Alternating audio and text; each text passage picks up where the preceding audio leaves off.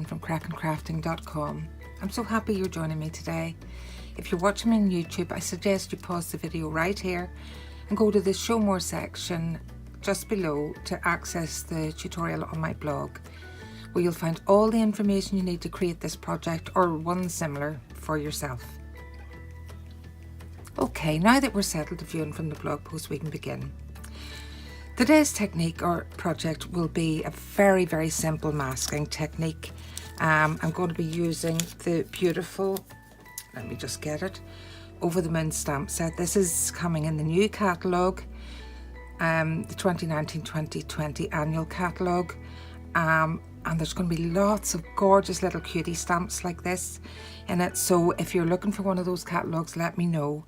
And if possible, I will send one out to you. So this is the stamp set we're using today. And as I say, it's going to be a very, very simple masking technique. So let's get started. I've already my chosen stamp mounted up in the block. And I'm going to stamp it on first. Let me just move this out of my way. Now what I'm doing is lining the top of the rubber stamp here with the little line I've already pre-drawn. That's about 4 centimeters in. All the measurements are on the blog if you need them, and the product used, etc. So I'm lining this up roughly about that line. I'm not putting the whole of the stamp on, it's only really her little face that I want stamped. So there we go. That's the first stamp. Now comes in the mask. I've just stamped that on printer paper, put a little bit of semi-permanent mask or semi-permanent tape on the back of it so that I can position it as we go along. Excuse the noise in the background if you can hear my dog growling. He's reacting to probably the postman, I would think. So we'll try not to be distracted by Freddie too much.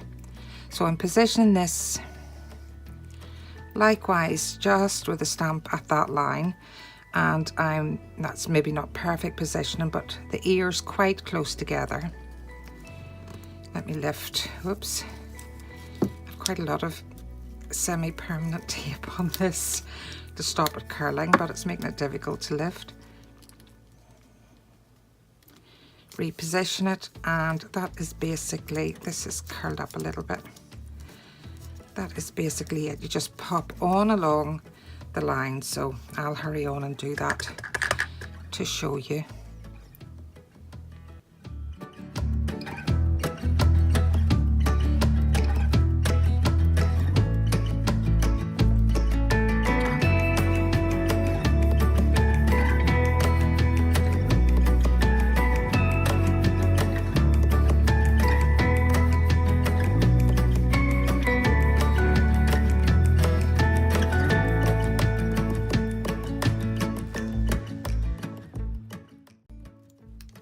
And there we have our row of gorgeous little cows. So I just need to take the eraser and remove that pencil mark and start colouring in. So here we go.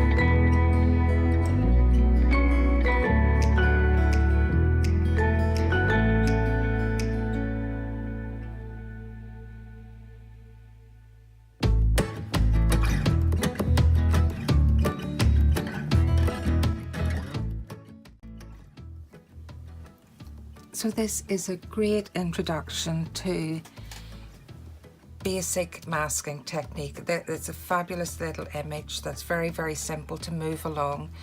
So if you've never tried masking before, this is a lovely one to start off with. So very, very simply, nothing fancy. That's all my little cows coloured and cut in. I'll probably trim this down a little bit more to size. And I've already stamped some sentiments. I'm keeping this a very, very basic, clean card. I've already stamped some sentiments. I stamped happy birthday and mounted them up on mini dimensionals. Happy birthday is from the Well Said stamp set. There's actually 2 sets in this one purchase. Fabulous, covers every occasion imaginable, and the sentiments are just beautiful. Know that love, prayers and caring surround you today. My life is better because you're in it. Whatever, whenever I'm here for you. Lots of beautiful ones. This one is such a good investment. You really should look at it. And there's a corresponding die set that goes with it. Just fantastic. One of my favourites. I keep this one to hand on my desk. So let's get on. The other little sentiments I have got, if I can pick them up, they're very tiny. I have got party till the cows come home. And simply what I've done there is take the sentiment out of the, oh my goodness, Over the Moon stamp set. My mind went blank there. And here we have Party Till the Cows Come Home. And I've literally just chopped it up with a pair of scissors because I want it to go across the card. So I already have the card made up. I've got the mats cut and layered and glued on. I have the inside all stamped and coloured and ready, just with a little bit of the gorgeous Granny Apple Green, using a blender pen to just softly grind the little cow. Isn't that just so cute? So I'm going to get on, trim this to size and mount it up, and that will be job done. So just bear with me.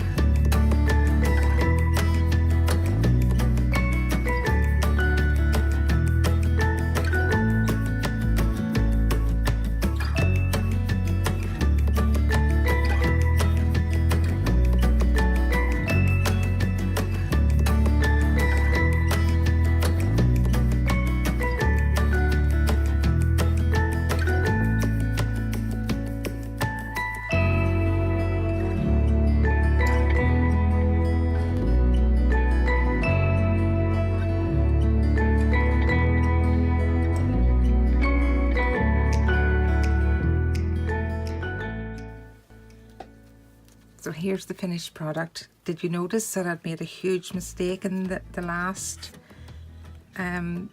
portion of the video? I had actually stuck the front upside down so it was opening this way. So I have literally taken it off the original card, chopped it up, remounted it, including the inside. I give it a matting of crumb cake, but it looks fab, I have to say.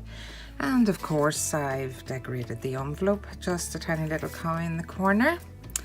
And before I go, here's another couple of little projects I made using one of the other cow stamps.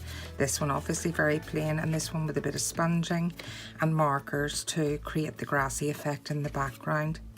So I hope you've enjoyed today's video. Thank you for sticking with me.